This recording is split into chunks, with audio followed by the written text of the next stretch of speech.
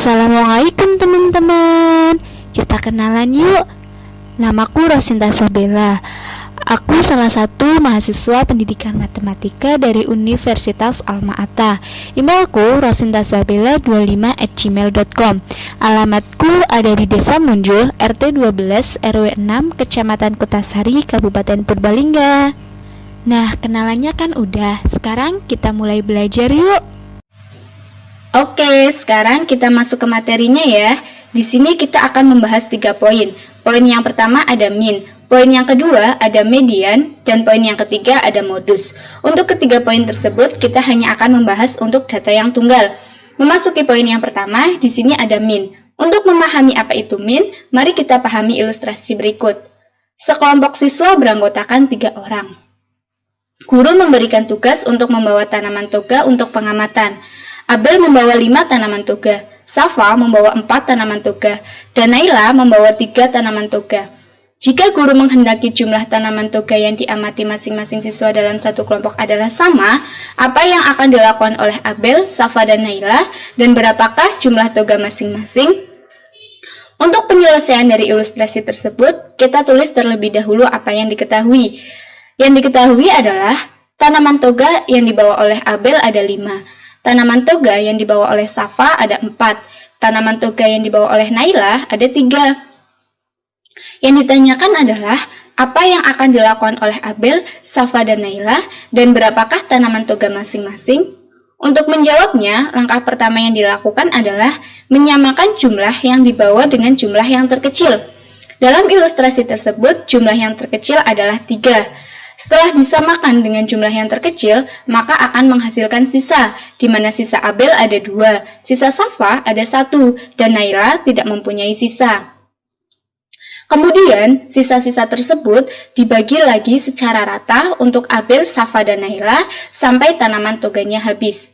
Ternyata, setelah dibagi dan tanaman toganya habis, Abel, Safa, dan Naila masing-masing memiliki 4 tanaman toga.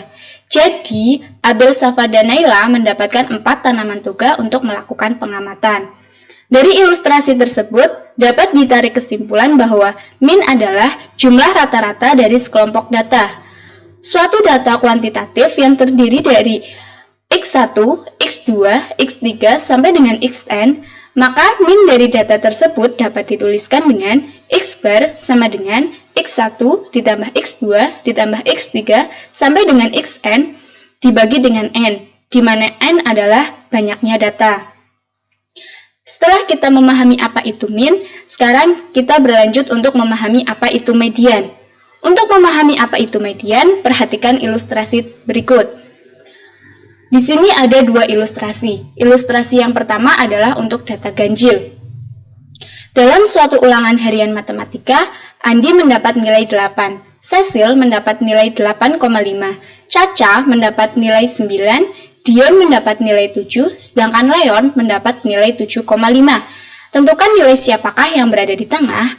Untuk penyelesaian dari ilustrasi tersebut, kita tulis terlebih dahulu apa yang diketahui. Yang diketahui adalah Andi mendapat nilai 8, Cecil mendapat nilai 8,5, Caca mendapatkan nilai 9, Dion mendapatkan nilai 7, Leon mendapat nilai 7,5. Yang ditanyakan adalah nilai siapakah yang berada di tengah? Untuk menjawabnya, langkah pertama yang harus dilakukan adalah urutkan terlebih dahulu nilai ulangan matematika mulai dari yang terkecil sampai yang terbesar. Dengan urutannya adalah 7, 7,5, 8, 8,5, dan 9. Setelah diurutkan, kita tutup nilainya satu persatu dengan berpasangan dari ujung kiri dan ujung kanan. Kemudian, nanti akan tersisa satu nilai yang berada di tengah. Nilai itulah yang akan menjadi nilai tengahnya. Dalam ilustrasi tersebut, nilai yang berada di tengah adalah nilai 8. Jadi, nilai yang berada di tengah adalah nilai 8 yang didapatkan oleh Andi. Memasuki ilustrasi yang kedua, di sini ilustrasi kedua untuk data genap. Dalam suatu keluarga, terdiri dari ayah, ibu, kakak, dan adik yang memiliki tinggi badan yang berbeda.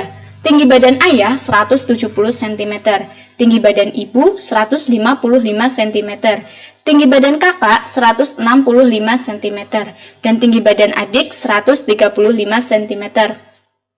Tentukan berapa tinggi badan yang berada di tengah.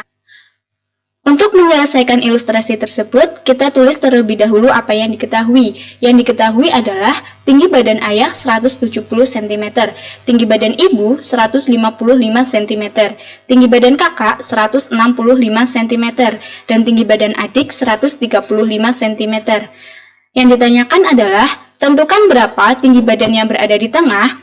Untuk menjawabnya, langkah pertama yang dilakukan adalah urutkan terlebih dahulu tinggi badannya mulai dari yang terpendek sampai yang tertinggi dengan urutannya yaitu 135, 155, 165, dan 170.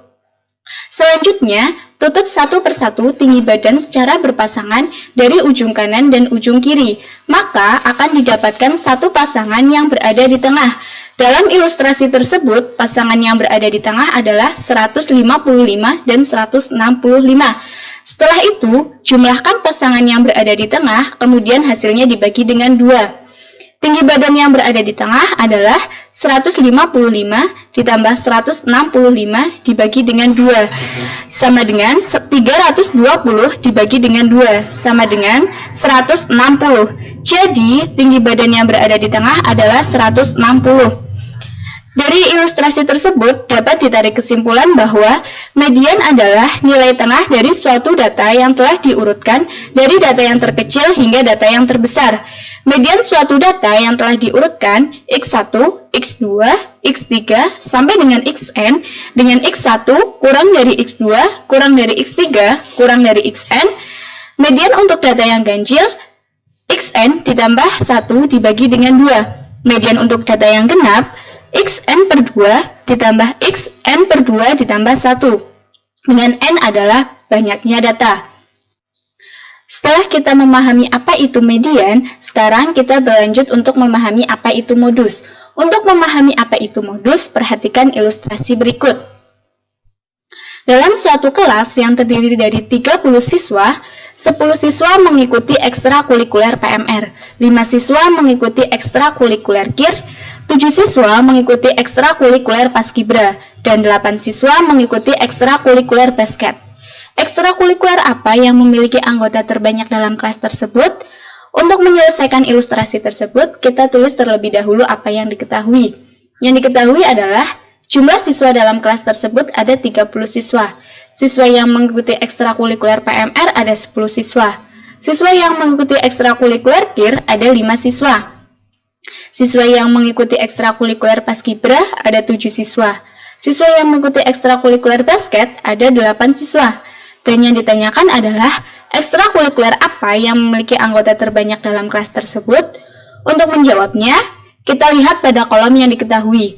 Sudah terlihat bahwa ekstrakurikuler yang paling banyak memiliki anggota dari kelas tersebut adalah ekstrakurikuler PMR.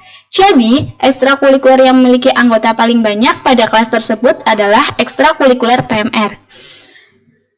Dari ilustrasi tersebut dapat diambil kesimpulan bahwa modus adalah nilai data yang paling sering muncul. Nah, akhirnya belajarnya selesai juga deh. Makasih ya yang udah mau dengerin. Maaf juga kalau banyak salahnya. Semoga bermanfaat. Sekian, wassalamualaikum warahmatullahi wabarakatuh.